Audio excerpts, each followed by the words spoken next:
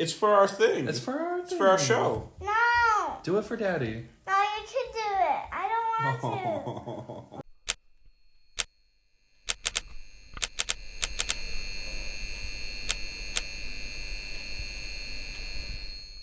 to. Welcome everybody back to the Built Different podcast. I'm here with Matt, Slat, Sir McClappington, Matt Heart Attack, whatever you want to call him. He's here. This is episode 28 of an NBA podcast. The NBA trade deadline has passed us. We're halfway through the season.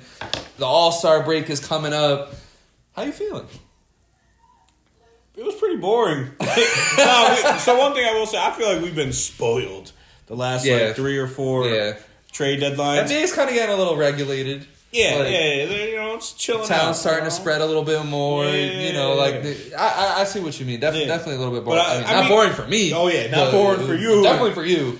But you know what's funny? I kind of low key. I mean, we'll get into it in a bit when we actually start talking about the trades. I saw it coming that LA wasn't going to do shit. I saw it coming. And yeah, we're definitely going to get into it because I definitely got something to say about them just because, I don't know, I feel like you got to do something. I don't Anything. know. They did. They picked up Dinwiddie off waivers. That's cool, I guess. It's cool, I guess. Oh, you picked up another D'Angelo Russell. Who are we going to pick up, though? We'll talk about it. But, with that being said, we have a really good episode lined up for you guys here. So we're gonna talk about the first half of the season, a little bit, talk about the injuries that we've had recently, obviously the trade deadline, top 5 teams, top 5 players. We're gonna do that redraft of 2018, which should be fire. So we got a nice little to the point episode for you here. So let's open it up right away with Joel Embiid's injury, because that was news that happened literally right after our last episode dropped. You know what's funny? They randomly, we just all get the post from Woj saying Embiid is preparing options for his meniscus injury, and so everyone goes on social media, Embiid meniscus tear, Embiid this, Embiid that, and then Woj 5 minutes later, I am not confirming or denying whether he has a meniscus tear. And I'm like, bro, what are we talking about, Woj? I just, I don't know, man. When it comes to Joel Embiid, very talented player. One of the most talented players in current history. He's starting to enter this what-if category. I'm not going to lie to you. Like, literally last year, if he was healthy, what could have happened? We don't know. We don't know. Years before that, what could have happened if he was healthy? What if he was healthy in the beginning of his career? That could have fast-forwarded where the 76ers that's the only reason why I'm not saying it's a what-if, is because he's technically been a what-if ever since he got drafted. So that's why I'm not considering it as a what-if, because it's not like he was amazing for 10-plus years, never got injured, and then a crazy injury happens and it derailed him from even more greatness. No, he's just been having this his whole career, and so it's just like run-of-the-mill shit, kind of like Zion. Like, I'm not putting Zion in a what-if category because we've been seeing, we've been kind of seeing what is going to happen since he was in college. We saw the problems before there was problems. And it's just the play style is just not sustainable. I don't know what he's a big, so it's like his play style has to be getting in the paint. But at this point, but this year you saw his play style really develop. Oh, for sure. He has a passing game this year. He had a passing game, which is crazy. Like, he was putting not on like Jokic's level, but averaging 6 assists a game for a center is a big deal. His 3-point percentage rose this year ridiculously. So his mid-range was more flawless than it ever has been. So he was doing more to not have to be in the paint, but it's just, bro, his lower half of his body is just prone to injuries, bro. It's prone, man. And it's been prone since he was in college. So and it was the way this happened because the night before he had a meniscus injury, I think this was like off the ball, away from the ball, whatever. He hurt the other knee for a couple games. He was out, and then he just came back, and then it hurt the other knee. Like I don't know. It's getting tough because the 76ers. I mean, I still consider them lucky to even be a good team right now after everything that's transpired. over the course of time. You know, failing with the Ben Simmons thing, failing with James Harden, failing with all the guys that they got. Yeah, like Noel and Okafor and everything. Yeah. I think the process was a long process. Yeah, and it only Carter still Williams. works because Joel Embiid is still working. But it's if it wasn't for Joel Embiid, the process would have been the most failed experiment in history, and it kind of still is. Already. Still like it can be once it's over. Like I think if they don't have a ring out of it, there is the process. Like if Joel Embiid is ever traded or ever leaves Philly, the talks are gonna happen. Yeah, or he just officially finally gets hurt to where he's not the same ever again. It's gonna be tough, but I like what they did, and we'll talk about it. I like what they did at the deadline. But Zach LaVine out for the year because he didn't want to be a Detroit Piston. Yo, I don't know what's going on. This is another thing. I don't know really what's going on with Chicago. But so we're going to get into them. Chicago in a little bit. So I'm not about to hash in too much right now. But it's just Zach LaVine. I don't know. Bro, 4 years ago, he was averaging like 25 a game. He was killing it. This, that, and a third. Started really popping off to be like, all right, maybe he's not just a dude who's going to score but give you negative value. Then he averaged 27 a game a year later.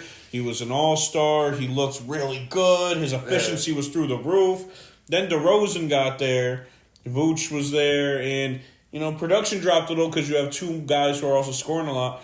But still looked good. This year, man, before the injuries even happened, this motherfucker could not hit shots. His athleticism was just dropping more and more as the years go on just because he's getting older and he's had prior injuries. But, man, he did not look good before the injuries this year. So I don't know where his value's low right now, man. Yeah. It's tough because he's signed... And his contract's ridiculous. He signed through 2025 to 2026 for about $40 million a year. Yeah, it's crazy. And then in 26 to 27, he has a player option for $48 million. Yeah. So realistically, this could end up being one of the worst contracts ever. And the reason why I say that is because, well, one, he's already lost this whole year. Last year, did they make the play-in last year? They made the play-in, but the Heat beat them. Yeah, but they lost, right? So they made the play-in. I mean, that's all. I think that's all they're ever going to be with LaVine, though. Yeah. If LaVine comes back and is really good, I think as far as they get with that is a play-in because they literally this year, what they were supposed to do. Yeah, we're just going to get into it now. This year, what they were supposed to do is, all right, Caruso had crazy value beginning first 2 months, 3 months of the season. I keep forgetting about him, man. Because he was looking like an all defensive caliber player. His three was hitting. He was going crazy. You could have gotten at the 2 months into the season, you could have gotten 2 firsts for him. You could have gotten 2 firsts for him. At the deadline 2 days ago, they were asking for 2 firsts for him. The last month, he has not been good. Yeah. So his value dropped. So you failed there. DeRozan, he's literally a free agent this year, and he's probably leaving. So you literally didn't get shit for him. And sorry. And then Zach LaVine, he's been injury, not injury. That moment he got off of injury waivers the last time, and he's good to play, and he was playing. Guess what you were supposed to do? Trade him before he gets injured again. You didn't. You waited. And then he's out for the whole year. What is going on? And then Vucevic is just like a terrible trade piece. Nobody wants him, so you're stuck with him until his contract's done. Yeah. So you literally failed at every chance you got. The only good part that has come out of this year is Kobe White. Kobe White's a little building block for the future because he's finally popping off because Zach LaVine was out. But in every path, they failed to do what they were supposed to do as a franchise.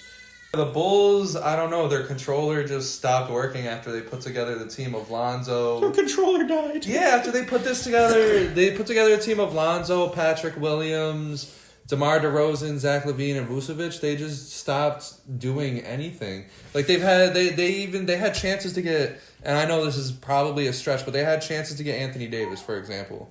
Didn't even jump on that whatsoever. When? This year? Not this year, but I'm talking about like in the past. Like this whole stretch of time has been like 4 years now. Where we're moving on to. For what? Huh?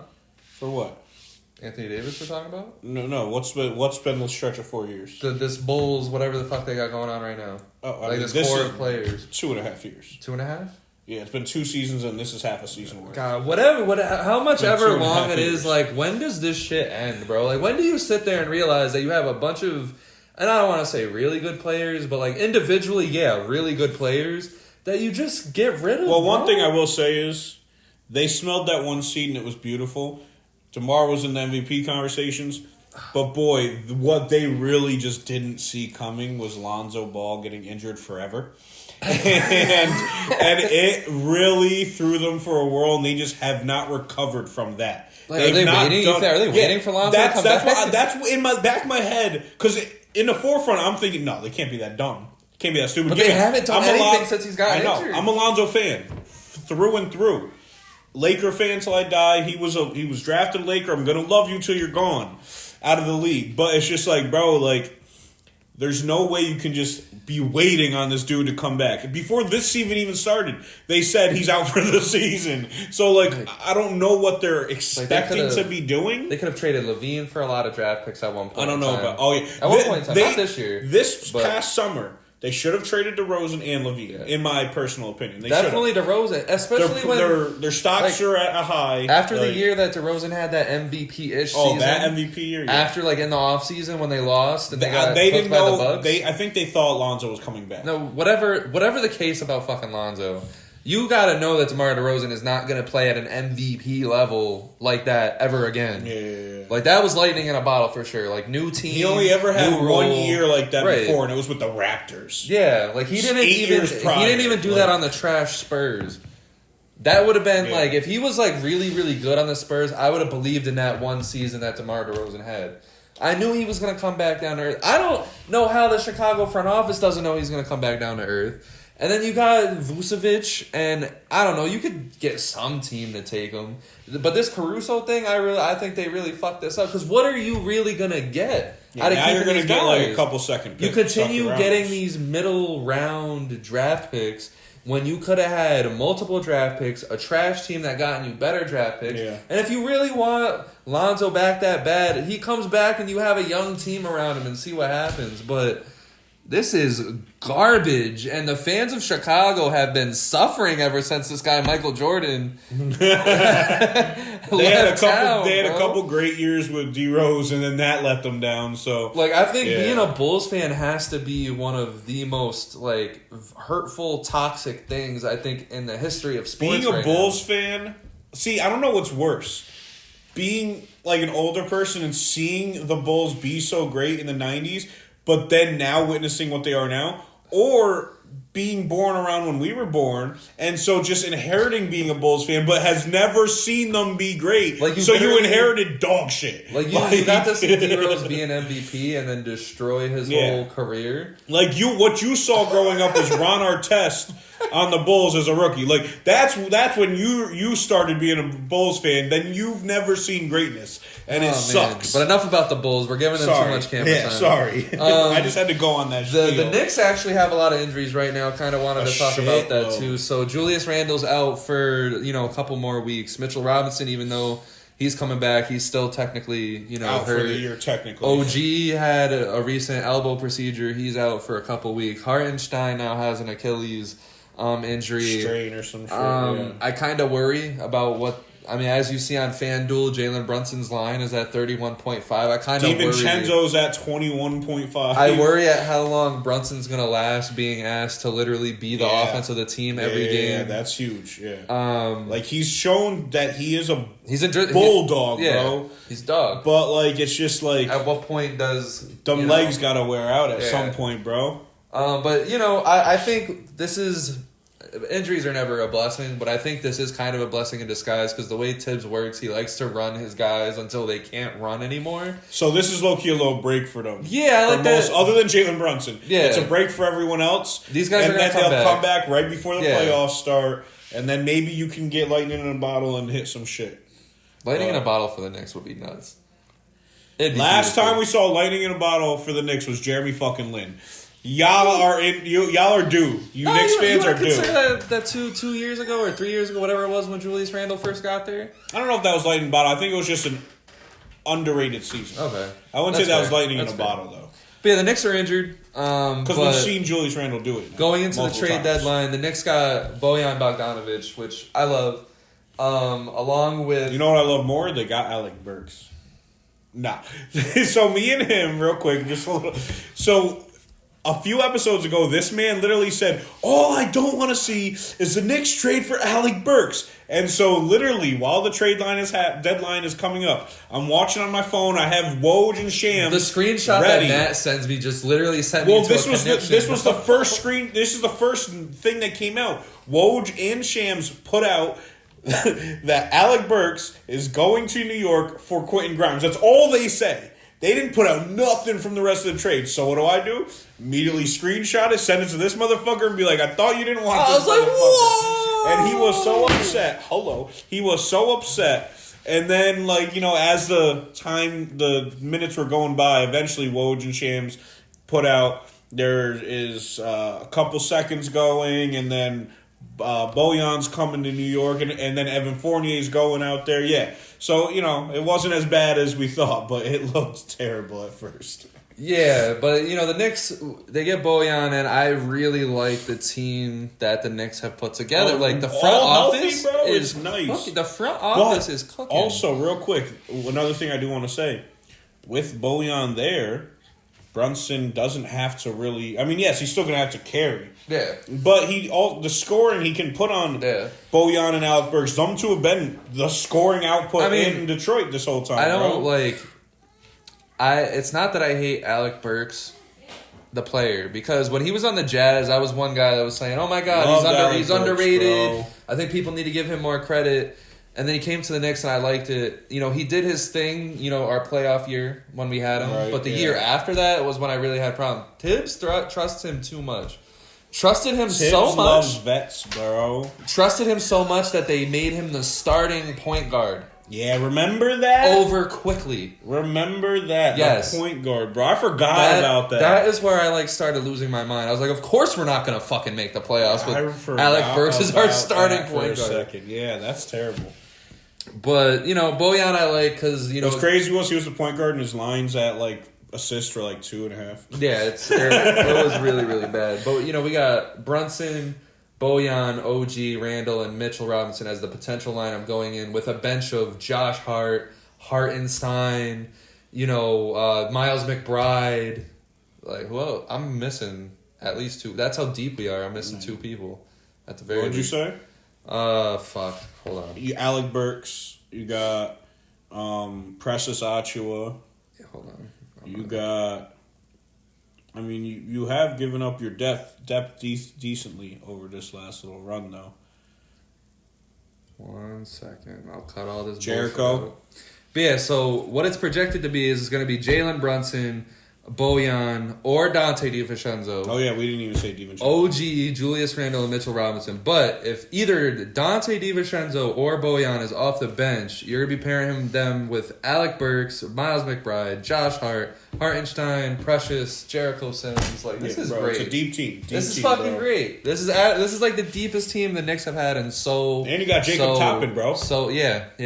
Well, this is the deepest team that we've had in so long. Imagine drafting a player that you have as little brother and then trading the older brother. And they are my winner. They are my winner of the trade. For sure. Yeah, for sure. I can't give it to another because this is they're the easiest. It's it was last year when the Lakers were easily. Yeah. The Lakers were the winner just because they did something you weren't thinking they were going to do. The Knicks this year, given my number two, they did something I wasn't expecting either, but. Yeah. The Knicks did something that I think could low-key put them in title contention if everyone gets healthy. Because it's literally everything the Knicks have done lately has just been gold. Yeah, they haven't really made a wrong move for a bit. We go all the way back to except for keep bringing in Taj Gibson. So. Yeah, no, Taj Gibson, I didn't even mention him. I don't know why you're still here. You're a Tibbs guy, whatever. I'd honestly rather have the Wall Dang. Get your legs back together and come sit on our bench. Instead of Taj Gibson. I was going to say, yeah, if they're both sitting on the bench, it don't matter. Yeah, Luol Deng sat on the bench. I would rather Luol Deng sit on the bench than Taj Luol Gibson. Deng said, coming from somebody whose team he sat on the bench for 3 years straight, you don't need it, bro. And he was sitting on our bench for $17 million a year. You don't need it, bro. For $17 a year. I don't know. It was so crazy, bro. But I think it goes all the way back to when the Knicks got Julius Randle. Like, no one thought that was, like, a huge, crazy move, but it ended up being, like, our first cornerstone. Well, especially because after his first year, he averaged, 17 points a game. His efficiency wasn't good. He was a tornado with the ball. Tornado. But it was just a little throwback. But it was just, you didn't see much coming from that. And then the second year was when he kind of blew up. And, yeah, it's been upwards ever since. Getting Jalen Brunson. I mean, the Knicks, that was the move that really changed the franchise. They laser focused into getting Jalen. It was like nobody else. Like, we're not even going to look into anyone. Like, literally, the moment free agency started, Jalen Brunson, I'm a Knick. And that was it. Welcome. Like, literally, the Knicks, revolved their whole entire draft day around getting Jalen fucking Brunson. That's a fact. Which was just crazy. They're dumping money. They were bringing in people that would cost less than the draft picks. Even the draft pick of RJ Barrett, that was not supposed to be as good as it was, which was funny as shit because it was a third overall pick. Yeah, but we went from first to third. Yeah. We were all happy about Zion, which wow, we would have been pissed about Zion if all that still happened. John Morant, we would have been pissed at John Morant a little bit, Yeah. So, the gun, I think it would have been a lot worse in New York. If John Morant was drafted in New York. John Morant would have got fucking shot up by the GDs, bro. Sorry, but, bro, if he was trying to act like he was all gunplay and shit out in New York, he would have got done up, bro.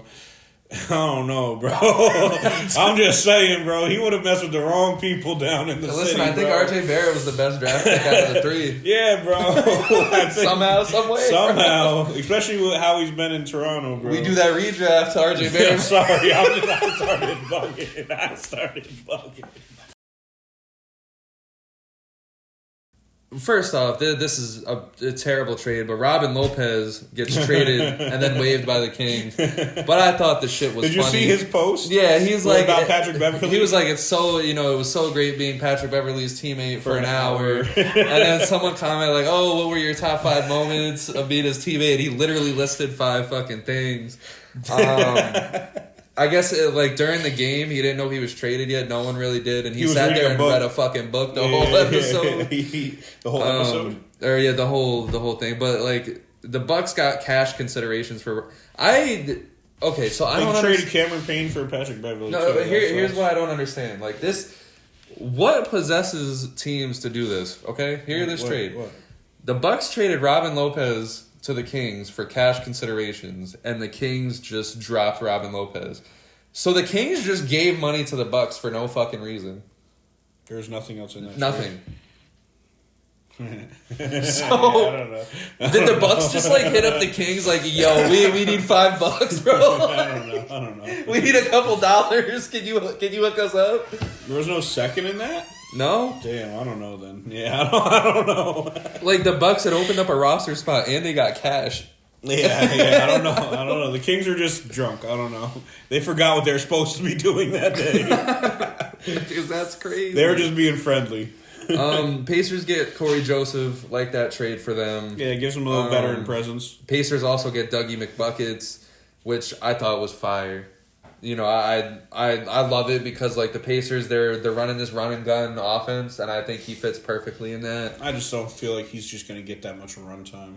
The Suns they got Kevin Durant's secret lover Royce O'Neal. Yeah. I don't know how that. No, Royce is a good veteran presence in every locker room he's ever been in, and he can hit some threes. He's suddenly in every locker room. Kevin Durant. Yeah, he's just I don't know. They got rid of Watanabe. I mean the Kevin Durant was probably heartbroken on that one too because Kevin Durant loves that motherfucker. The Bucks, for whatever reason, the Sixers trade Patrick Beverley for Cam Payne. I mean, I guess I like it because you get more of an offensive guard while Embiid's out. But at the same time, I don't know. Patrick Beverley looked great in Philly. Everything seemed cool. Yeah, right. He seemed to love Philly too. But now, now he's just on social media telling Cameron Payne to take his physical so that he can fucking play for the Bucks.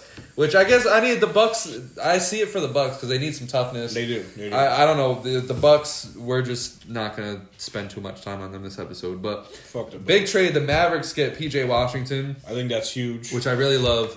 Because is PJ Washington this big, great player? Not that we've seen yet. I mean, he's also on the Hornets where he hasn't. Right. And I don't think he needs to be, though. Yeah. I think he just needs to be a running mate with Luka and Kyrie. Just somebody that will roll to the rim, get their little midi, play the game right, and I think he's just a better version of what Christian Wood could have been. The Mavs, they also got Gafford as well. And good backup center, one of the best backups in the league. In this team that they have, with if they back him up with Hardaway, Kyrie, Luka, PJ Watt. I don't know why I said Hardaway first, but PJ Washington. They got Lively. He's probably going to win Sixth Man of the Year. Lively and Gafford as your center duo. They have a team here. And they could, I'm not going to say lucky, but if Luka goes off in the playoffs and Kyrie just gives you 25 a game, this is going to get very spooky in the West. And I love that the Mavericks are doing what they got to do. Another trade, the Raptors trade Dennis Schroeder to the Nets, which I love for the Nets. You know what? I don't. Yeah, I do like that. You know what I don't get? The Raptors, once I go through the Raptors trades real quick, all of them. Or is it just, it's not in order? Yeah, it's not. Okay, all right. So just keep going through. Keep going through them. I'll bring it up in a second. The Mavericks, they get Gafford, as I said. Yeah. The Knicks, they get Bojan and Alec Burks. They gave up Quentin Grimes. Thank you for everything. I still got love for you, Quinn. I've been saying that. This trade was funny because the Pistons. So the Sixers, they trade the Danuel House and a second to the Pistons for unknown. Yeah. What the hell is that? What is good with some of these trades, bro? What is that? What do you mean unknown? Did they just not report what they got? Was it nothing? Did they just say, I saw that and I was like, excuse me? Here's House in a second. What are the 76ers even planning? Whatever. Thunder get Gordon Hayward, which I think it's a cool veteran presence. He's been... Woj never put out what it was for. What? What they traded him for. Gordon Hayward? They traded for. Oh, Trey Mann, Bertans. Okay. Because I never saw... Woj never eventually put it out. And I'm sitting here so what? Trey Burke who? Trey Burke? I mean, my bad. Trey Mann, Bertans, some random guy. Oh, Milicic. Okay, yeah. So those are three guys that weren't playing anyway. Man was kind of playing, but those are three guys that weren't even playing really. So yeah, you bring in a veteran for Thunder. Yeah, it's cool. Because he was on the Celtics, and they flirted. They were in the conference finals. They flirted with. Even in Utah, he was a playoff team then. No, he wasn't. They went to the playoffs once. Not with him. No? They didn't go till after him, I believe. He sucks. I don't think they got Mitchell till the year he left. Yeah, he left and then they drafted Mitchell the same summer. Oh, yeah. Which is crazy. He's probably Yeah. Oh, you are right. Because, they kept just missing out on the playoffs. Yeah. And then, they drafted this I remember, new kid. The last year that they had Gordon Hayward was the year that Kobe Bryant. Yeah, I know they didn't make it the last year, but I thought they made it the year before. The Raptors, I think this is what you're talking about. They trade Kira Lewis Jr., Otto Porter Jr., and a 2024 first. The first. Which is the worst Kelly, right? Yeah, but it's the worst of the Clippers. I don't give a fuck. You're a rebuild at this point. Yeah, you're not are they rebuilding? Who the fuck knows? They should be though. I think they're doing crap up there in the booth in Toronto. I feel like they need to retool, rebuild, and get something because the team they have now isn't good enough to win. So why are you trading firsts? Well, I think for Kelly Olynyk, a guy who should be on a championship team, a guy who will give you good 12 minutes off your bench. The thing, I think what they did is they just fucked up and they're just trying to do whatever they can. The thing is, though, I don't think they fucked up. No, they got a lot of really good pieces. No, because here's the thing: they let go of Siakam too late because they didn't get a package back for that. Of course, Fred VanVleet they got nothing for. They let him go to right to free agency. Gary Trent they signed him to an extension when they could have gotten everything in the world for Gary Trent. Who else did they have there? I don't think they signed Gary Trent to an extension. They did. He picked up his player option. No, he has. But the extension that he got for that player option. I don't remember him getting an extension. Anyway, they fucking the OG. They wanted several draft picks, but they ended up with Quickly and RJ Barrett's a good return.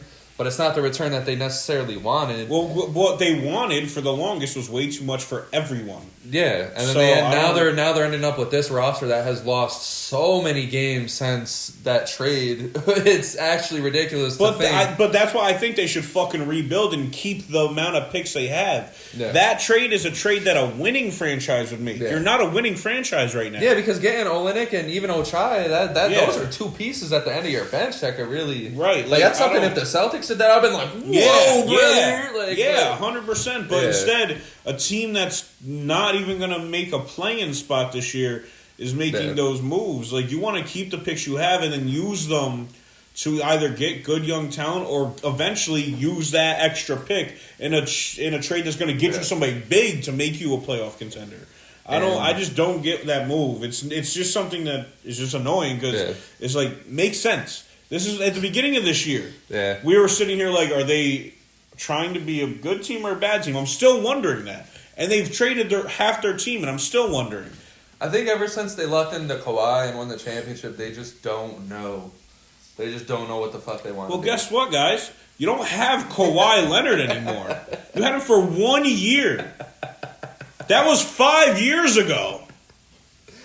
Get over yourself. But the 76ers, they made, honestly, this might be my favorite trade. Doesn't win them the trade deadline, in my opinion. But I love the Buddy Hield acquisition. I love it. Buddy Hield going to some... I'm not saying the Pacers aren't important, but his role was very diminishing. Yeah, because the younger guys are coming up. Mathurin and Bruce Brown. But going to the 76ers where it's going to be... big time. I think he does good in big time situations. I think so too. And for him to go there, especially at a time when Joel Embiid is down and he's gonna be relied on heavily, and I think we're gonna start seeing that tonight. I love it, and they didn't give up anything for it. Marcus Morris, who the Pacers just traded away for whatever, I don't even know where he is anymore.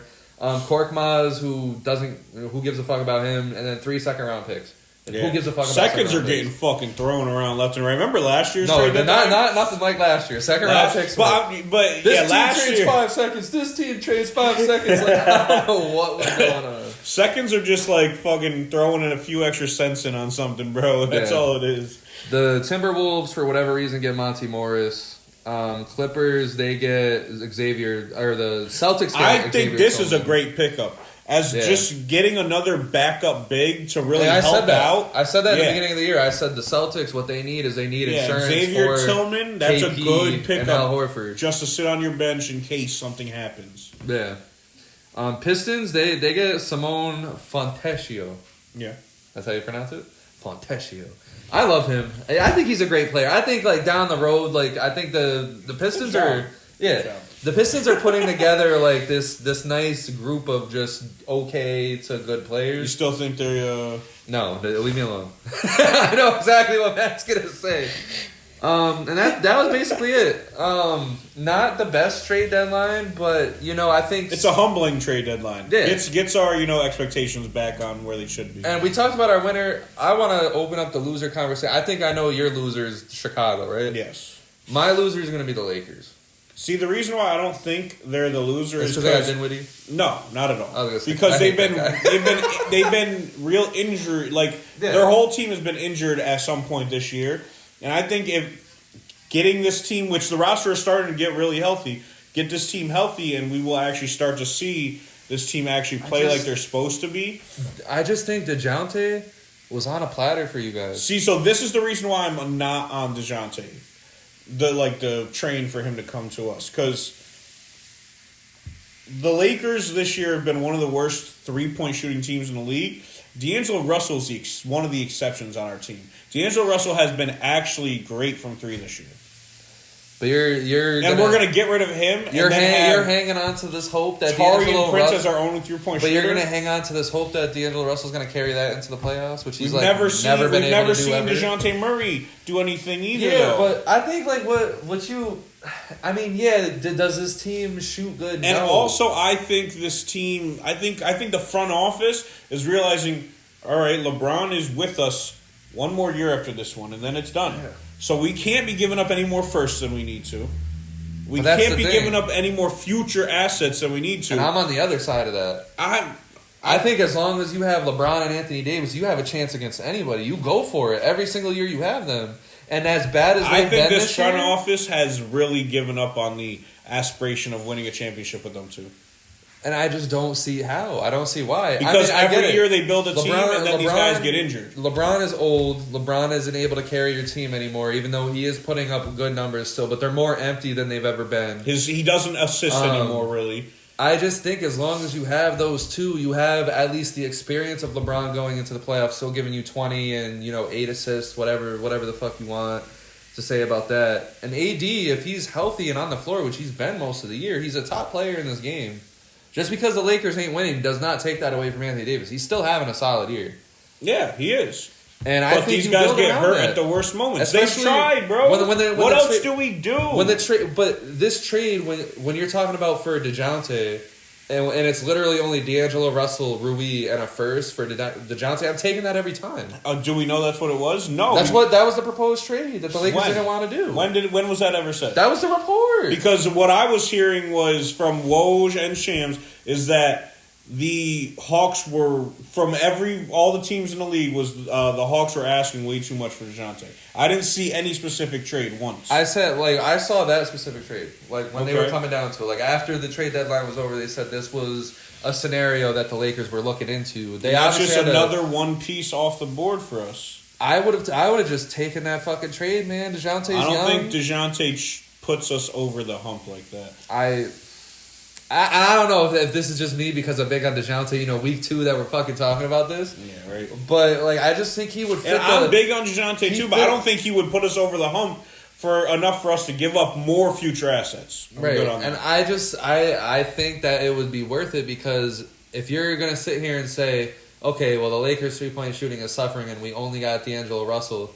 Okay, buy D'Angelo Russell. Fuck that. Why do I want D'Angelo Russell carrying my shooting? Let's change the play style of the team to attack the inside, to hit middies, to hit your occasional three. DeJounte Murray fits that. So then every team is going to play 3-2 against us, bro. Every team in this league can shoot better than us. So we're just going to harper in on that and let them make threes while we only shoot twos? DeJounte's a much better defender than D'Angelo Russell. You just not this year.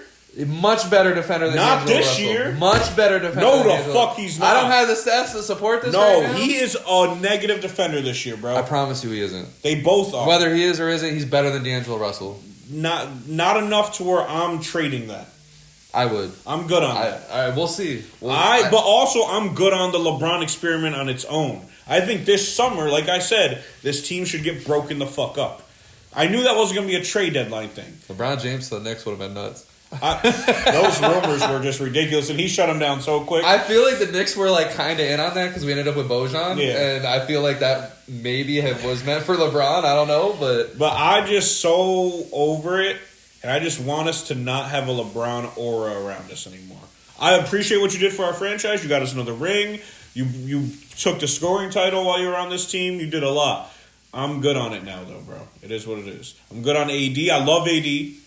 But I'm good on him constantly, not showing up when we need him the most. You guys were so close to getting Kawhi.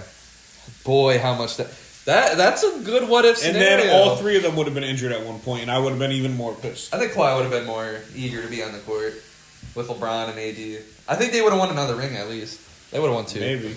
That would have been nuts, though, those 3. Yeah. That would have been ridiculous. Because you guys were close. Oh, yeah. Close. If the Clippers don't get the Paul George trade done... Yeah. He's a Laker. Which is crazy. I was so nervous for that. Because I was like, bro, come on. We just recovered from the KD shit, bro. We're about to go right back into it with probably, those 3 I would probably have taken over that Golden State Warriors core. Depending on what was around them. But, that... Yeah. Because that's legitimately 3 top 5 hands down players. Whereas because they would have Kawhi. Yeah. They had LeBron. They had AD. They still would have had Kuzma. Still would have had KCP. Didn't they bring in Montrezl Harrell and Lou Will on some bullshit contracts? Yeah. I think it could have. I think you guys would have gotten so much people on bullshit contracts trying to get a fucking ring with those 3. Yeah, bro. That was a time. That was a time. Let's talk about top 5 teams. You want to go first? You want me to go first? I'll go first. All right, cool. So, I got Boston at number 1 still just because, best team in the league record-wise. Even though their pieces are real weird. Sometimes Derek White's really just the best player on the team, and it's weird. But, I feel like I have a weird feeling they're going to end up with Grant Williams again. Okay. All right. Fuck it. Celtics culture. Fuck it. Number 2, I got Clippers. Yeah, I think they're not the best record in the West or anything like that. But Kawhi's playing like Kawhi, bro. And I like it. And I just think this team could really do something. Harden has been stepping up, so I'm cool with it. I got Minnesota next, just because every time I feel like the Thunder really pushes, Minnesota just takes it back. Yeah. And I think this is interesting, this top four that we have. Yeah. And so I think Cat, they're just doing their thing. Still one of the best defensive teams in the league, you know. It is what it is. They're just rocking, chilling. Yeah, they're cute. He's not. They should just lay next to him. Number 4, I got OKC. Still my favorite team in the league to watch, more or less. Shea's just that fucking dog. All the pieces around him, killing it. I think Gordon Hayward's a great veteran piece off the bench. He doesn't demand the ball. He's a good mid-range shooter. Will hit a 3 when he needs to. I think that's good for him. And then I got Denver, number 5. I really want to put Knicks. Really did. But it's just they're real injured right now. So I can't do it yet. When they get their pieces back, I'll be happy to put them back in. They're just really fucking injured right now. And so I got Denver right now. You know, they're still up in that top 3, 4 of the West. And so, you know, they're still doing their thing. So that's my 5. Fire. So, you know, similar. We got the first 4 teams a little bit jumbled at 3 and 4, but I got the Celtics number 1, man. Mm-hmm. That's probably the first week I have them at number 1, but it's like at this point they're the first team to 40 wins. They're 25-3 at home. You know, like it's actually like their point differential is like almost 10 points. They're bugging. They've won 8 out of their last 10. They're not slowing down. They're just doing. I mean, I think realistically, their real test is obviously in the playoffs. Mm-hmm. I mean, it doesn't even fucking matter what happens in regular season. They just need that first seed. They got that basically almost locked up. So that's first. Second, I got the Clippers as well. Good. I think, you know, as long as they can stay healthy, I mean, this is always the talk with the Clippers. But it seems like Kawhi, the difference is that it seems like Kawhi wants it again. Yeah, he's hungry, bro. I think this year, more than any other year, you can see that Kawhi is hungry. And I don't mean any other year in his career. I mean any other year he's been a Clipper. Yeah. And I think that makes them dangerous as fuck. Yeah. And it adds a whole nother layer to these playoffs because we know who Kawhi is in that play. He's probably... Yeah, the last few years, whenever he did play, which wasn't often. He was basically unbeatable. No. I'm saying whenever he did play, he didn't look hungry. Oh, the last few years, he just looked like he was out on the floor. And he was just being a player. But he wasn't Kawhi Leonard. This year, he's been Kawhi fucking Leonard. And I think he's, you know, really putting it over for him, bro. You know, the Paul George... You know, he's doing all right, you know, up and down. Started the year really hot, but he's real up and down, especially ever since James Harden's been taking a bigger role on the team. And James Harden, he's holding it down. I think, you know, I was a little nervous when he came in the press conference and said, I am the system, but like he's literally humbled himself real fucking He's literally playing the same ball that he played in 76ers, but like a little bit more efficient, which I fuck with. Yeah. And Russell Westbrook is probably... I would hope in contention for 6th man of the year. And it's not through his points per game. It's literally through everything that he does. Being one of the best defensive players in the league. I think that shit just... I think it goes to Tim Hardaway Jr., bro. Yeah, I mean, I think it goes... Yeah, he's averaging like 18 off the bench. I feel like it goes to him. Yeah. But Russ has definitely got to be in the convo just because he does everything, bro. Yeah. He does everything. And just straight up just the guy that Russell Westbrook has... like, his character development has just been so nice. Oh, yeah. His story is crazy, bro. Yeah. But he's got to finish that shit. And get now, number 3, I got the Thunder. Okay. Now, the reason why I'm putting them up above the Wolves, who I have at 4... I fully get it. Is because the Thunder made a move at the trade deadline. Okay. I think the Wolves should have definitely gotten an actual... Not...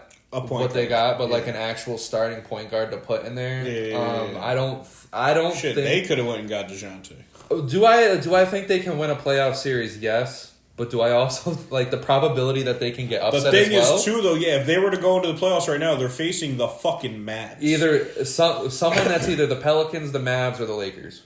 Because I don't who's gonna expect the Jazz to make noise? Hey, even the Warriors could like get up there and get in.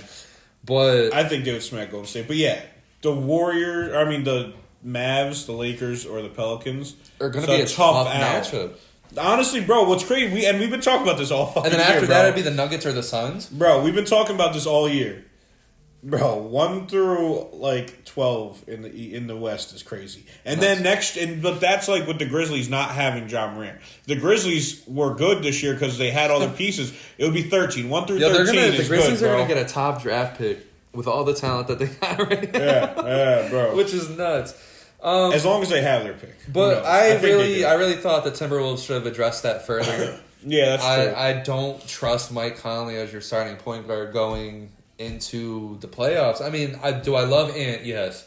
Do I love the year that Rudy Gobert and Cat that they're having? Yes. This is what I envisioned when I was arguing with you guys when I said to ease up on this team a little bit. This is what I envisioned happening. I envisioned it, but I just didn't think it was going to work. Yeah, and I didn't think they were going to get to this point. And I thought they'd have a point guard. I mean, shit, if D'Angelo Russell was still there, I would love it. Anything that's not Mike Conley. And I get it, Mike Conley's being efficient this year, but I just don't trust it longevity-wise. So I got them 4. And number 5, I got the Cavs. Okay. I was going to have the Knicks, but you made a good argument. I'm not going to be a full homer. I've said what I wanted to say about the Knicks this episode. They are pretty injured right now. The Nuggets, something just doesn't seem right to me about them this year. I don't know what that is yet. Maybe they're coasting, bro. That's what the thing is, they're coasting at the third seed. But basically first seed. They're a half game out the first seed. They're coasting. Terrible on the road, but I don't know. I still listen. I love the Nuggets. Love the Suns. I think that 4 or 5 would be terrible for either one of those teams to have that as their first round matchup. But I got the Cavs, and the reason why I have the Cavs, I mean, obviously winning they're on the last the 16, best stretch right now. Yeah, winning 16 out of your last 17 games will help. But I think this team is a basketball team. It's a good team. And now that it's all healthy. Yes, and you see it. And they weren't even healthy through this stretch. And no, I get it. They only got healthy over the last 5 games. And this stretch hasn't been against the best teams in the NBA. But when what winning does to teams at this point of the season, at this point, and you're talking about they got the high like the Lakers, bro. Last year they started winning real late into the season and carried over into the conference finals. Yeah. And so that shit could happen for with this the Cavs. team. They have the team, they have the high IQ point guard that can 100%. also get you some buckets in Garland. They got their superstar player that's an actual superstar in Donovan Mitchell. They have Evan Mobley at the 4, who is a great on one of both the best sides of the defenders ball. in the league. He can either be the best defensive player in the game, or he can also be the best offensive player in the game if Donovan Mitchell has a bad night. And then you got Jared Allen. Not the best offense. Jared Allen, I just hope the lights aren't too bright for you this year. Yeah, because that's still the craziest quote in the NBA. But Jared history. Allen is still a top center in this game. And they have a great selection of depth off their bench. And you still got Karis LeVert, who I thought was going to get moved at the deadline. And right now, wasn't. With the Embiid injury, with the Knicks injuries, got Max Strus. with the Bucks just not knowing what the fuck is going on with the Bucks. You got Giannis walking off the court. Seems like Giannis don't like Doc Rivers, which I'm happy about. Then what? Are you going to get another coach? What's happening? Doc Rivers, it seems like he's already waving the white flag in his conferences. I want to wish this on anybody. Or just shit, saying shit like that, it just means that you have no expectation for yourself this year. Bro, I don't get it. I don't like it. And it's crazy because Dame's about to be a 35-year-old man soon. So, it's kind of like it has to be this year. It has to be. And Giannis is getting to that point where you can kind of see you don't even like being in Milwaukee, period. He kind of just... there's a real possibility where it don't matter that they got Dame. If they don't make it out of the second round this year, I could easily see Giannis just wanting to split. That would break my heart so bad for Dame. Imagine you finally get out of Portland and you don't win. And then but also that says something about Dame though.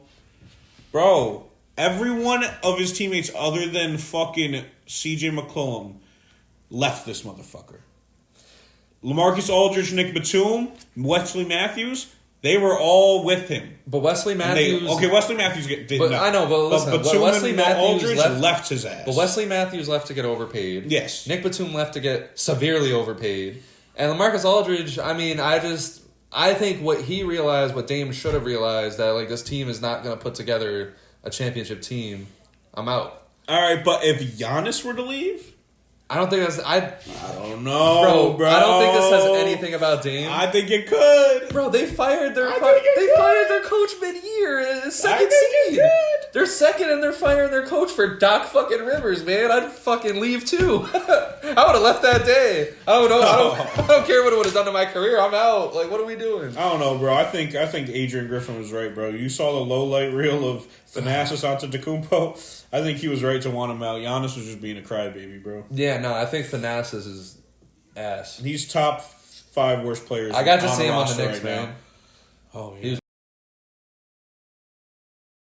was top 5 players, and I want to give a very, very huge shout out to number 1. And I'm just like, I'm starting to buy into Luka Magic, man. Like fully buy into Luka Magic. Okay. And here's the one stat. Sin would be tight if he was here right now. I saw this one stat, and this is the Sin can say what he want about Luka not being great, but he is great.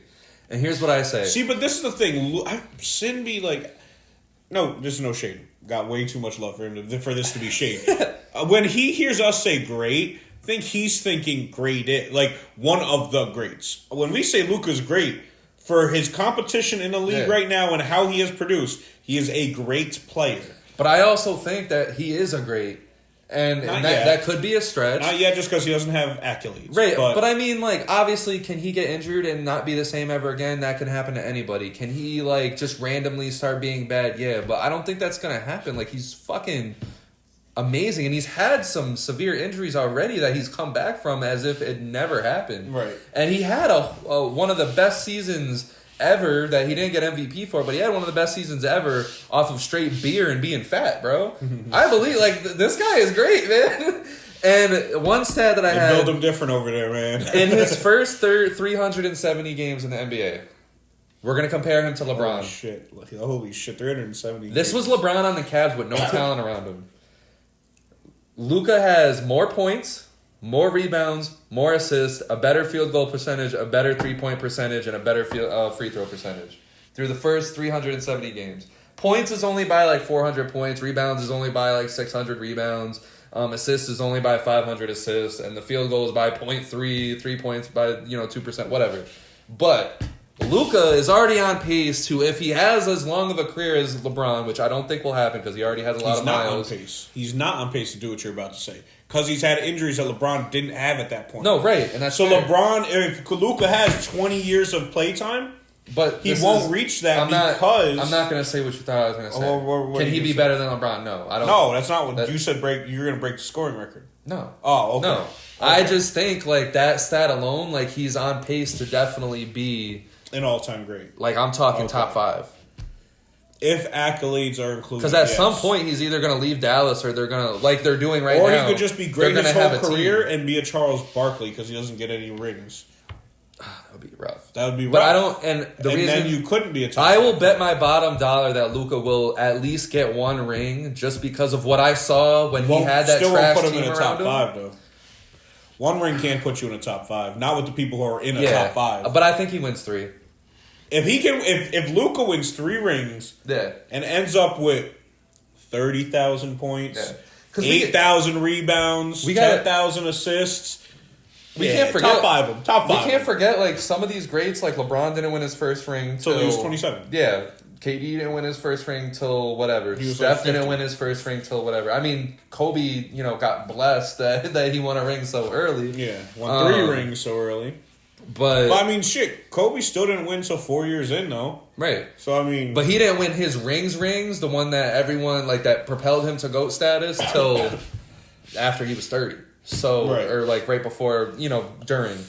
So, I don't know. I got a lot of love for Luka. He's really... Hell yeah. Luka number 1. He's doing his not my number thing. 1, but he's close. He's close. And I just think this year, I think the Mavs are going to do some spicy things in the playoffs. Do I think that they can go to the finals? I think they absolutely can. I mean, I think, it'd be tough if they go up against, like, the Nuggets or some, complete team like that. But we're talking about the number 1 seed being, as it stands, it's the Timberwolves and the OKC. Your standings are a little bit different than mine. But with the Timberwolves and OKC being, because it's showing Timberwolves and OKC 1 and 2 for me. But with those 2 teams being 1 and 2, those are beatable teams because of their experience. And, Nuggets, Clippers, we just don't know what's going to happen. So I like Luka. I like the Mavs. Number 2, I got SGA. I think I'm still high on the Thunder. I still love SGA. I still hope that I think he's number 2. Clippers got that win right before we started. That's why. Oh, okay. You just haven't refreshed your shit. That's all. Damn, I refreshed that page in hours. Shea, love Shea. Number 3 is Jokic. You said Shea number 2? So, yeah. Okay. Jokic number 3 just because... Got the same top 3, just different order. Yeah, Jokic number 3. I mean, he's number 1 on the MVP ladder because of his stats. He's not going anywhere. Number 4... Which, realistically, with Embiid not getting it because he won't hit the games, I don't think Jokic should win it this year. He had a really rough stretch for like a good month. This is like the perfect year for Luka or Shea could get it this year, Shea bro. To go get it, bro. Luka or Shea should get it. I agree. Luka is at 8th seed right now. But one point I did want to make real quick is that in the East, from the 1st seed to the 3rd seed is 6.5 games back. In the West, 1st seed to 8th seed is 6.5 games back. So the competition in the West... The Mavs are somehow in the 8th seed? Yeah, the Mavs are an 8th seed in the West. But if they were in the East, they'd be a 5 seed. Like, it's just like... And then the games back is... So Luka, yeah, he's an 8th seed. But that team is a lot better than an 8th seed. But all the teams in the West are better than an 8th seed that are competing. So it's just like... But when it comes to Jokic, I could see Luka still getting that MVP, but I think it would probably go to Shea low-key. Yeah, and like Jokic, man, like something has to be said about this stretch of fucking 4 years, 5, whatever. Oh, yeah, bro, yeah. It's to win the championship, too, when no one really expected that either. 2 rings... Or 2 MVPs. Oh, so wait. 2 MVPs, then the ring after the and MVP. he could have easily been contending for a 4th straight MVP this year.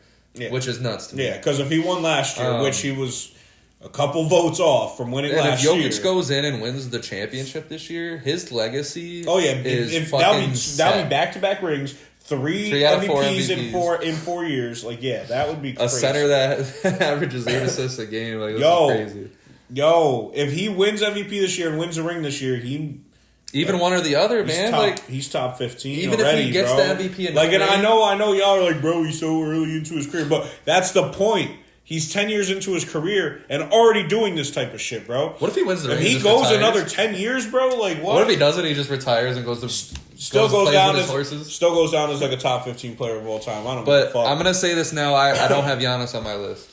Just because I've been a little bit disappointed in his attitude. I get it. You don't like Doc Rivers. I don't like him either. And I said I would leave. But, like, at the same time, I don't know. I think you got to be better. You got to be a leader for your team. And you're just not doing that this year. Giannis has been a terrible fucking leader this year. I wouldn't say this whole year. I'd say maybe the last month. All right. That scared me. What's that? It said that OG's out for 3 weeks, which we knew, but they said it was breaking news. I was like, wait, whoa, out for 3 weeks? Sometimes said 3 months. He was shook. I got Kawhi at number 4. Okay. And it's exactly what I told you. Okay. He looks different this year. He looks Toronto-ish. He's right outside of my top 5. He looks San Antonio-ish. He looks fucking good, and if he can... Fucking good. And he's actually playing back-to-backs, and he's actually winning games for the Clippers. I love Kawhi. At number 5... Gotta give the shout out. I had the Cavs at 5. I got Donovan Mitchell at 5. I got D Mitch at 5 as well, man. D Mitch has been going on a run. He's just been letting up 40-point games out of nowhere, back to back. Don't matter. Yeah, Yeah. So I'm up. Yeah. I got Shea at number 1. Shea is really turning into my ultimate favorite player in the league, bro. It's just. He's just so good, bro. He just does what he needs to do. He doesn't do anything extra. His IQ for being where he is in his career is already so good. His scoring and that's what I'm saying. So when people argue with me, do I think the Thunder are inexperienced? A little? 100%, just because they're a bunch of young guys. But my thing is that they said that, and before this Gordon Hayward trade, obviously, they said that the Thunder don't have veterans. Shea is a veteran. Yeah, bro. He's been in the league for a minute. Yeah. Yeah, he's not a traditional veteran, but he's got playoff experience. He played with Chris Paul. Don't forget about that. He was in the league before Kawhi and Paul George were even on the Clippers. So that's been a minute now, bro. That's been since 2019. So That's 6 years now at this point, and all these guys, 5 years now at this point. All We need these to guys get over that. grew up in this system together. Yeah, too. yeah. 100%. So it's not like it's just a whole bunch of random shit. It's like all these guys have this. It's not like they just push pieces together right now. Camaraderie and chemistry, and you can see that they're contending for the This team is playing for each other. Yeah. These guys are out there playing for each other, and bro, they're never mind. Never mind. Whoa. Go ahead. We know what Josh Giddey playing for. Anyway, he wasn't gonna say it. Anyway. Bro, Shea, the Thunder, all in all, bro, they're gonna be my favorite team other than the Lakers for years to come. Obviously, it's Lakers number one over anything, and then it's, Thunder. Yeah. Thunder's always been my second favorite team, even way back to just KD, Russ, and Harden type shit. Number two, of course, I got Luka. Also one of my favorite players. Don't give a fuck what Sin say. He a op when it come to Luka. Luka's just one of my favorite players.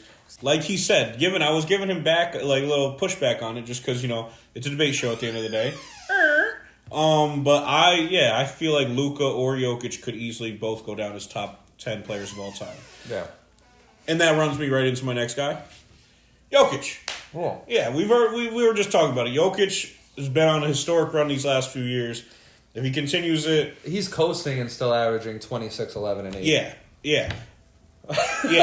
Talk about it. Like, what are we talking about?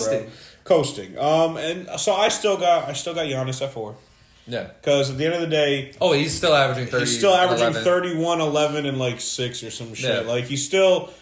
I think doing if Giannis the Bucks, things. He's still on defense. If the Bucks have a good rest of the season, he could very well end up being our MVP. Yeah, 100%. But he needs a better attitude. 100%. And so at the end, number 5, I also got D-Mitch, just because y'all know, if y'all been watching this for a bit, y'all know I'm a D-Mitch fan, and I fought for him on this fucking team. I want to be a D-Mitch fan, but he screws me in bets, screws me when I got confidence in him.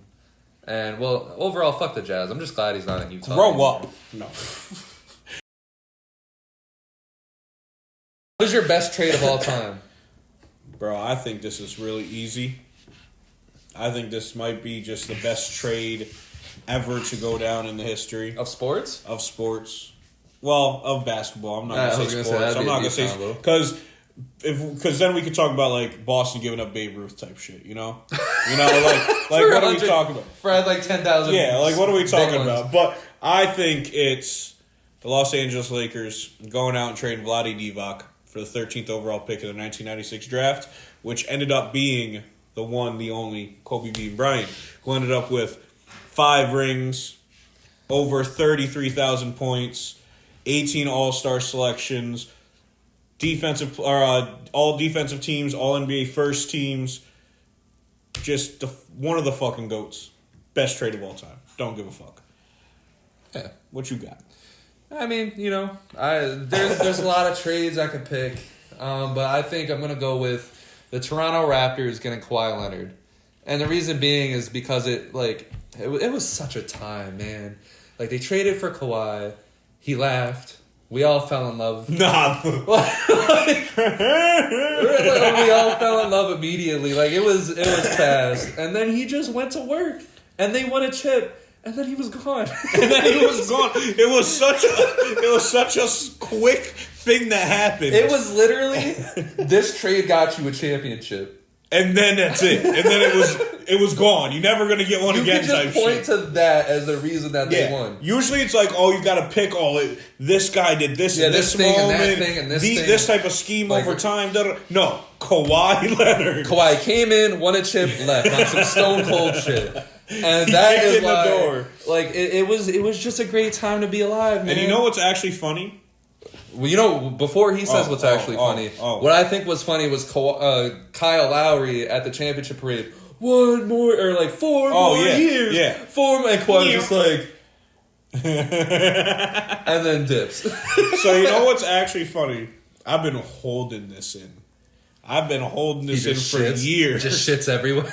I've been holding this in for years because I don't even think this guy remembers saying this blasphemy. But when when Kawhi Leonard, we would always be on PSN talking basketball. I know what you're going to say. When Kawhi Leonard was still on the Spurs and he was going through this whole debacle, and wasn't getting on the court, and this, that, and third. People were saying he's faking it. Some people were saying he was injured. Da, da, da. This guy over here was sitting here saying Kawhi isn't going to lead a team to a championship, is overrated, and just isn't that guy. And I'm like, and I'm fighting for Kawhi. I'm fighting for him. And I've talked shit on Kawhi many times on this channel, just because, the last few years has been rough. Ended up being my favorite player. That ended up being the fraud. Kevin Durant. That year, ended up going to Toronto. We all loved it that year. Even people... Bro, we're out here voting for another country to win a championship at this point. Like, we didn't know what the fuck was going on. We're just like, yo, they're bugging the fuck out over there. And now it's just one of this guy's favorite fucking players of all time. And it's funny how shit can just change, Yeah, man. I'm not, he's a rat. No, I'm not gonna fucking deny it. I'm a big old rat. I didn't think you were gonna remember that. Because I've been holding on to I that remember that for the greatest I moment. was adamant. Because I made a big apology when fucking Kawhi ended up winning that champion. I think it was even before he won the championship. I think before... Oh, no, it was midway through the year. Midway through the year you did, yeah. All right, so the 2008 redraft. Or 2018, not 2008. What happened in the 2008 draft? Hold on. Maybe this is something we got to do in the future. 2008, that was the year after KD, because KD was 2007, so that's... that's D-Rose. D-Rose, Westbrook, Surge. Redrafting the 2008 draft class, number one. That actually might be an interesting one. Westbrook, I said it, haha. That might be an interesting one. What was that, Kevin Love, too? Yeah, because Westbrook and Kevin Love are on the same team together. UCLA. Lopez, DeAndre Jordan. Yeah, Ibaka, yeah. Gallinari. This gets bad fast. Goran Dragic. Oh, fuck, yeah. Ryan Anderson. We just hit the 10th. Ryan Anderson, a 10th overall. No, don't. Ryan Anderson was good, bro. Ryan Anderson was good. Don't do that. Don't do that. Don't fucking do that. Ryan Anderson was good. He had a fucking sniper. But why we're here? He had a sniper in 2K13. But the reason why we're here is we're going to redraft the 2018 team. We didn't even make a short for the last redraft we did. You got to get on that. But there was... Oh, fuck. We did do a redraft, right? What was it? The one with... You right. I got to get on that. Yeah, whatever. I forgot we did one. That was the one with... Thon Maker. No. The one with the Rocket Center. Sengun. Oh, so yeah. Okay. 2021. 18 redraft. So yo, this is top 5 drafts of all time, probably. Bro. I agree. I might even push it to top 10 depending on what, or top 3. I was like, you gotta go backwards. It's crazy. I might say top 3 depending on what happens this year. All right, so wait. If you're gonna say top 3, what are the other 2? Oh, Kobe's draft class and Jordan's draft class and 8. Not 03. You're going. I mean, given Jordan's had a key in it. 03's draft class is so overrated. It's so top heavy. It's top heavy as fuck. It's overrated as fuck, man. Yeah, because once you get past like the top 4, it's like what, Kyle Korver? Because realistically, okay, you look at it. It produced LeBron. Great. Bosh and Wade, okay, Bosh didn't win until he went with LeBron. D-Wade, okay, that's fine. You can say D-Wade. Melo didn't win a fucking thing! And he was a great, and that's fine, but that's 4. After that, you're talking about some... Kyle Korver. Yeah, it gets bad after that. And I think for something to be a top draft class, you have to look at it all. Okay, no, I feel you. You have to look at it all. So who was in the 82 then, if you want to talk about that? I don't fucking know. Okay. Not right now. Or 84? I don't remember. But I remember being in the draft class. No, it is, because Hakeem went 1, then some bullshit dude went 2, then Jordan went 3. Yeah. So the Phoenix Suns were first, and to give some... Yeah, bro, it's just like the first pick is the easiest pick. And to give some, history to this probably should have happened. Don't know why it didn't, but it's safe to say Luka is number 1 for the redraft for the Suns. I was picking Kevin Knox. Oh, yeah. Fortnite. Anyway, Luka. Remember he had the Fortnite jacket at draft? No, it's obviously Luka Doncic. We're over here 10 minutes ago fanboying that he could be a top 5, 10 player of all time. And I really think this was just brainless, and I don't know how they get this wrong. Fuck. I mean, was Ayton the wrong pick? Not necessarily. I mean, like he could have potentially not been the wrong pick. Yeah, I mean he got busted for steroids almost immediately, which I thought was funny. But and they also did handle him dog shit, so it's like it is what it is. Yeah, like when it comes to Luka, they literally hired his former coach. When he was playing overseas, they hired his coach. I thought it was set in stone. Yeah, I thought everyone did. Luka to the Suns, and that is my what if scenario of the day. Is what if the Suns did draft Luka because they had every chance to. Imagine Luka with Booker, and then eventually KD comes in. Mm-hmm. No one's beating that team. Nobody's beating that team. But All right, the Kings. So we got Luka number 1. Number 2, bro, the Kings. I think we agree on this. Shea? Yeah. Yeah, okay. Yeah, I mean, I think the Kings have to take the best player available. Yeah. Who did they take here? They took Marvin fucking Bagley, which wasn't a bad pick. Because they had Fox, they were like, This was during the time where the Kings could not turn their draft picks. But into also anybody. at this time as well, Shea was coming out of the draft as a 2. Yeah. So he's down. You put him next to you put him as a 2 next to De'Aaron Fox. You could see some things. You know what I'm saying? Slashers? Yeah, bro. That would have been ridiculous. Them 2 would have been crazy. So Atlanta at number 3. I think they just get Trae Young. I think they just stay where they are. I think I would agree with that. I don't Trae think Young they change. Is probably the third best. I don't think they have here. a reason to change. And another thing is people say that the Hawks fucked up trading Trae Young for Luka, but I want to remind people, even though I just praised Luka, they both have accomplished literally the same thing. Yeah, conference finals. Yeah. The only difference is Luka got 4 first-team All-NBAs. 4 of them already. All right, yeah, that's 4 of them also already in 6 years. Just saying. Yeah, Trae. Well, this is the 6th year, so it could be 5. Grizzlies at 4. This actually. I think low-key, I think they either stay put or go Michael. Was this before or after Ja? This was before, right? This is before, because Ja was the next year, 19. I think they go Michael or they go Jaren Jackson. Michael Bridges would have been crazy here. Michael would have broke out sooner as well.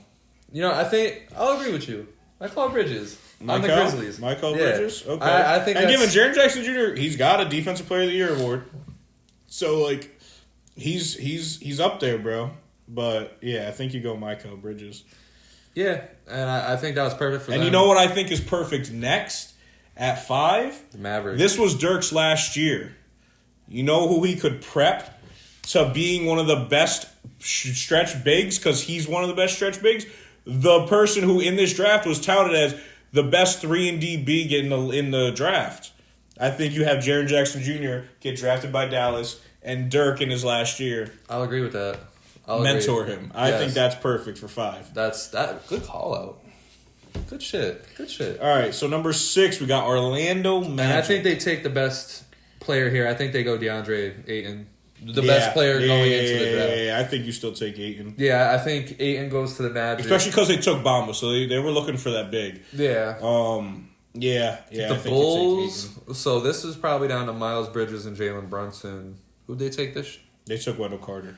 They took a big. No, because they took Kobe White the year before, right? And Matt, the Bulls, they didn't really have much at this point, right? No. So they're kind of going with the best player available.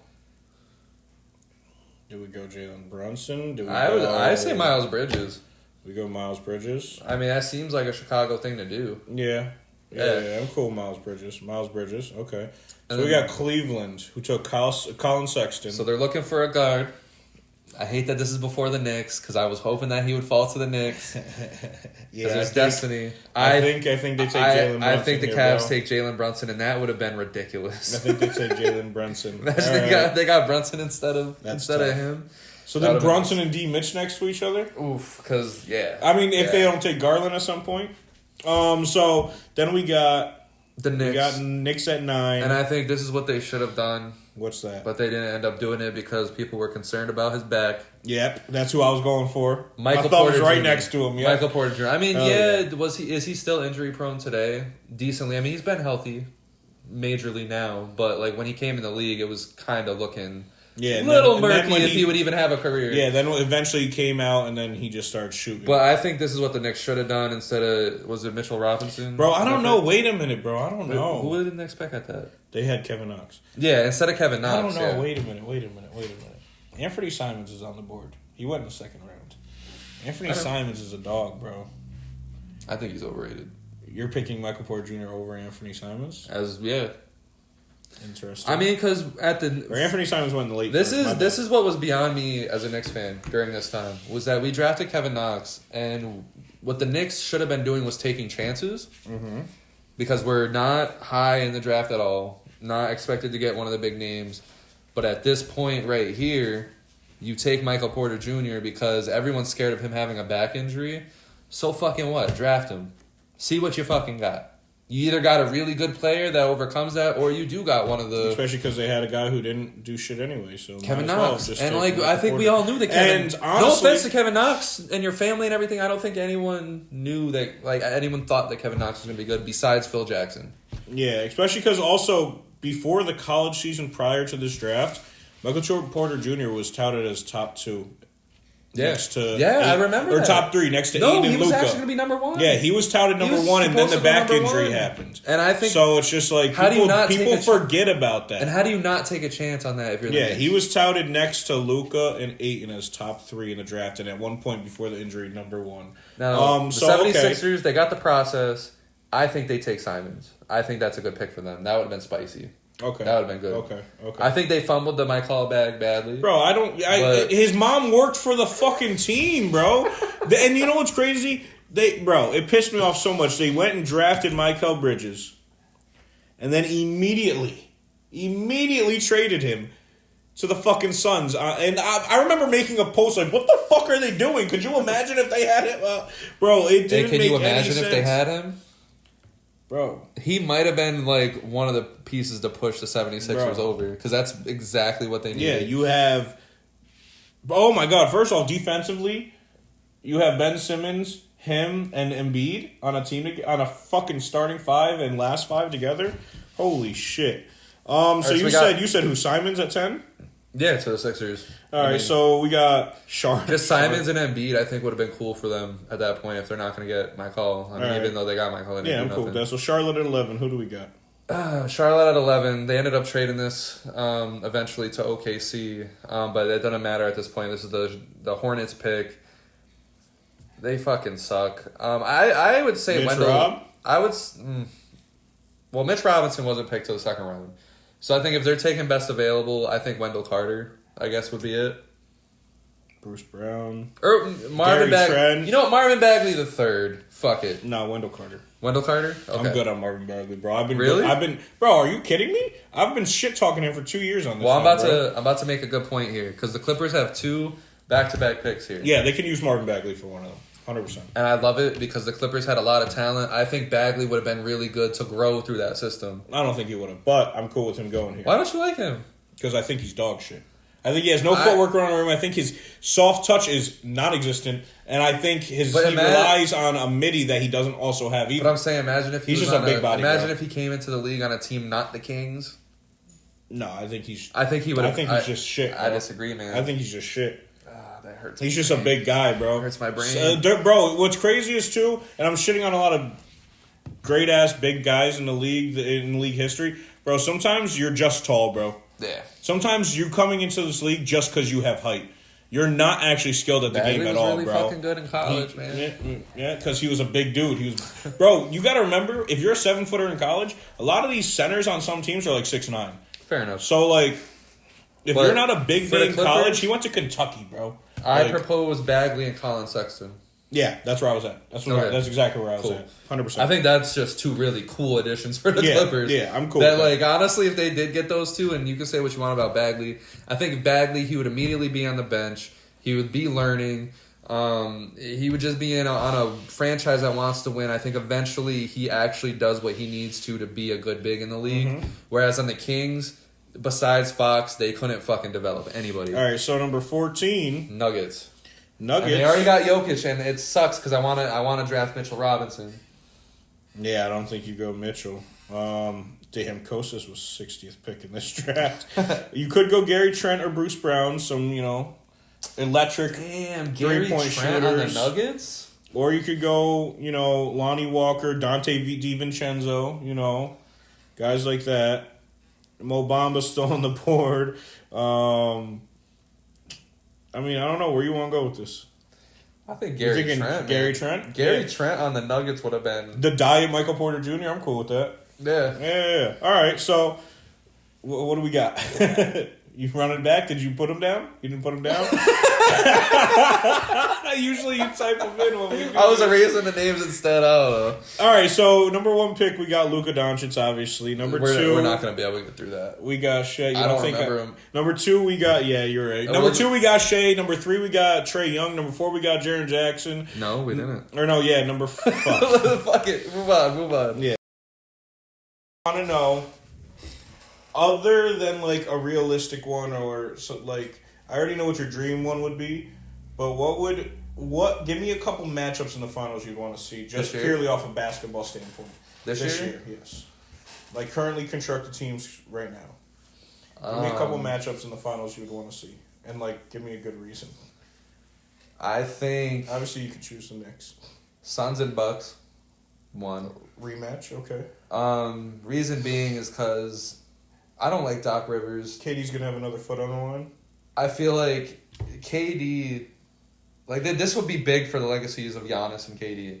Because I don't know what happens in the future of Giannis. I think that his future is completely up in the air 100%. at this point. He's still, so relatively we don't know if he's going to have more chances at a championship. Because we know KD doesn't have many. Right. More.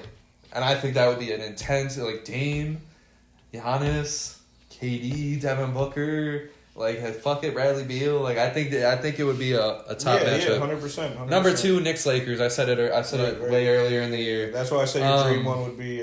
I think LeBron rematch from the '60s. LeBron and who first off, these are 2 of the top 3 franchises money wise in the league. The third being the Warriors. Mm-hmm. Second, you have the Knicks who are trying to just win it again for the first time in like 70, 80 years, whatever it's been. It's like 50. Yeah, but it feels like 70, 80 years. And then you got LeBron, who's always been a fucking pain in the ass on the Knicks side. And I think it would just be fun. Mitchell Robinson versus AD. I think, LeBron trying to stop the Knicks. I would just love that. That's my actual dream matchup. And then the other one, I think it would be probably, to see good basketball, I guess, probably Celtics Nuggets. Okay. Because those are probably the 2 best teams. So for good basketball, mine would be Celtics Clippers. Ooh. And pretty much the Clippers are just a young version of the Celtics. I mean, the Celtics are just this is a my younger issue, version is that of the Clippers, in my opinion. My issue with this question is that there's just, I think unlimited, this year, bro. I think I'm going to be fine with any matchup. Yeah.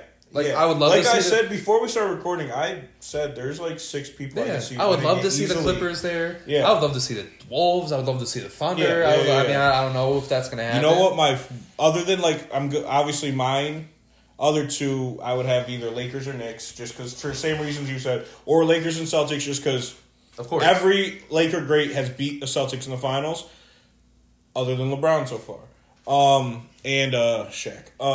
But, I mean, if Jason Tatum didn't, die against the Heat, right. They probably. But my most favorite, just entertaining matchup I'd want to see is the Knicks and the Thunder.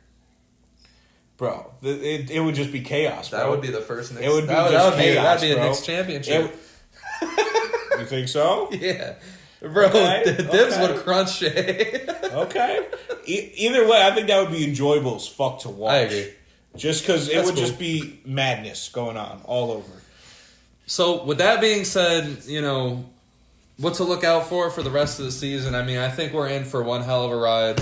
Yeah. I mean, we final got push to the playoffs. We got so many teams that are in. I mean, we didn't even hit All-Star break either, bro. Yeah, and that's next, right? Like Curry's gonna be in a shoot-off, I guess, with some woman. No, I'm playing. Oh shit! I'm gonna cut that. But yeah, I think my girl Sabrina. It's gonna be a fun. It's gonna be a fun run. We got so many teams, so many storylines. We got the league mostly healthy. I love how everything is looking, and I'm pleased that I'm on this podcast discussing it with you. That's a fucking fact. Discussing it with Sin, who will be here next time. Points we have at no one over there. Yeah. And Who do you choose, Steph or Sabrina? I think Sabrina gonna wash this motherfucker. No cap. She's a sniper. You know who I choose? Chavo Guerrero. Chavo. With that being said, make sure you guys like, subscribe, share, sell your souls, get on the train, and just enjoy this ride with us. At some point, we're going to hit 500 subscribers here in the next few days. And I am so thankful, so blessed, so glad to be doing this. Thank you guys for contributing to the Built Different podcast. We're not stopping with the content, and that's a promise. That's a guarantee.